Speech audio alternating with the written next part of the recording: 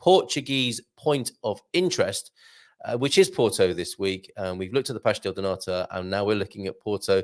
The Pastel de Nata wasn't a point of interest. It was treat of the week. This is the point of interest. Let's take a look at these 11 attractions here. Are you planning a trip to Porto? Ask time out. These are the places you have to see. Now, for many people who don't like being told what to do, they'll make sure they don't go to these 11 places. But, you know, when you're writing an article like this, we, us journalists, actually, I shouldn't call myself a journalist. I'm a feature writer. I just express my opinion every week. So I'm not a journalist. Let me just state that for the record. But we writers, I guess, if I use that more broad term, can get a little hyperbolic. From who doesn't like to be a little hyperbolic first thing in the morning? Porto wine cellars, then let's get straight into it. Porto's sister city, Gaia, has beaches and those famous port wine cellars. They're gorgeous, with guided tours to teach you the history of the stuff and distinguishing features of each variety there. So you can try the port wine cellars. That's a great photo of Ferreira's port cellar right there. So that's one thing to check out. Who's done that? Let us know in the chat. The Foz de Douro, with a photo there by João Saramago, who sounds like a Bond villain. João Saramago, I thought I'd see you here, Mr. Bond. Foz is almost a mini city within Porto. In the 19th century, it was a seaside resort where Brits and well-heeled Porto residents went on holiday. Yeah, long-standing relationship between the Brits and the Portuguese, especially in Porto.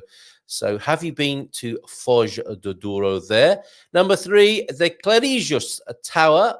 We didn't see that in our earlier photographs. That wasn't the memorial that Mike sent a picture of, was it? This is an ornate 75-meter bell tower, which watches lovingly over the city of Porto and arguably the city's most iconic silhouette. There's the Clarijos Tower. And number 4, the Livraria Lelo, of course, the Harry Potter type library.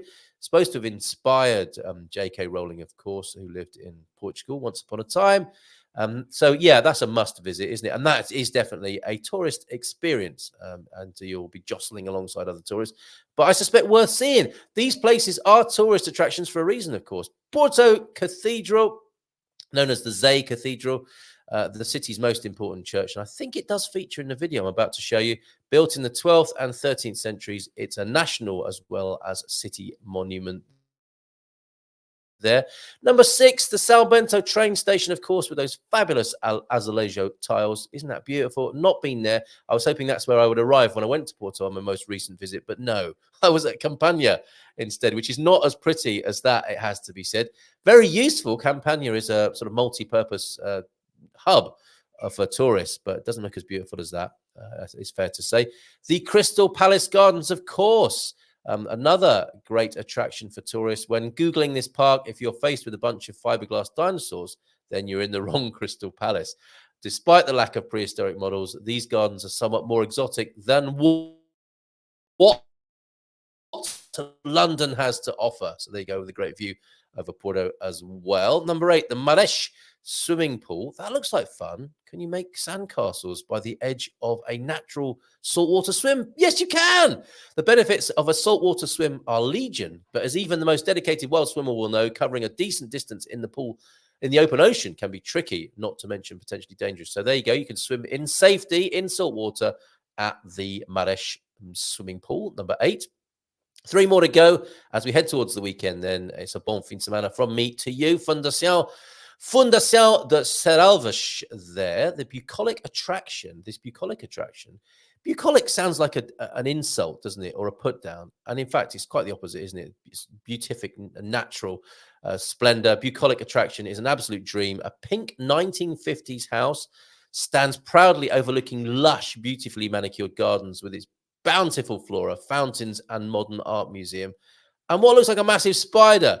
Not a place to go if you're an arachnophobe, I would say. And there are some nice best for and timeout top tips that go with this article. So I'll stick it in the chat for you as well. And over on the Good Morning Portugal Club too. So we've got this in our resources about Porto, our first Portuguese point of interest, weekly one, and it will change to the Serra da Estrela next week. The Serra do Pilar is number 10. The Serra do Pilar is a jagged hill above the Douro River on the Gaia side. Needless to say, the view is spectacular. So there you go. And finally, the Ribeira Square. Luis, the first bridge, does not come up in this. However, I guess you can see it from here, from Ribeira Square. If you're in Porto, you absolutely, positively must visit Ribeira Square. This old city district located by the Douro is a UNESCO World Heritage Site. Yes, it's swarming with tourists, but don't let that put you off. Cross the river in a Rebelo boat. I think we saw a picture of one of those from Owen. Thanks, Owen. Go wobbly looking at the Luis first. There you go. At the Dom Maria second and Arabida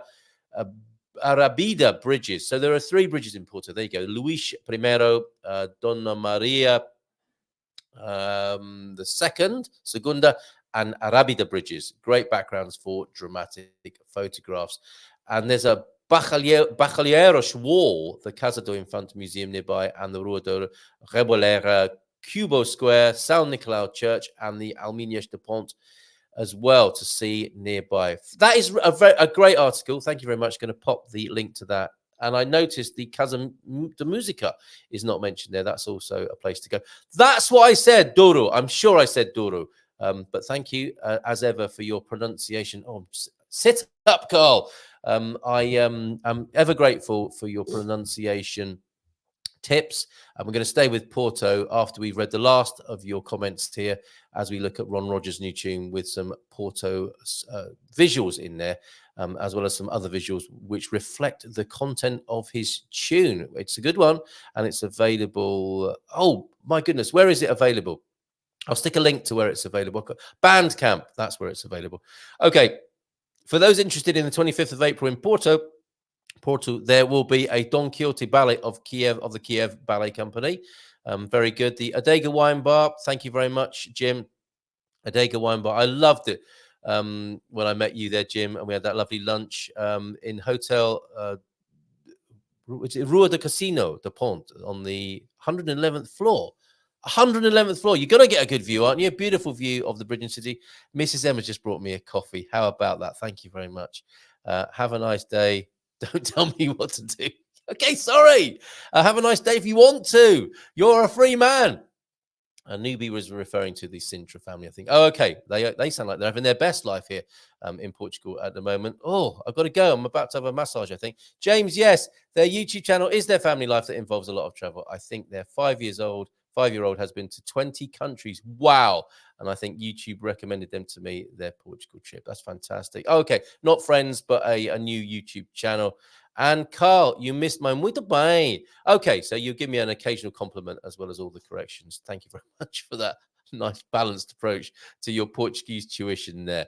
Have a great weekend, folks. I'm just going to bring up the past. No, I'm just going to bring up the Ron Rogers new tune with my own video. It's not his official video, but he's very graciously allowed me to use it. It doesn't entirely convey the subject matter to his satisfaction, but he's going to let me play it anyway, and we're going to work on another video together for this tune. Pink House Phew. I won't be the only one in Portugal who loves a bit of colour and a bit of exotic. See you soon, Jackie, I hope.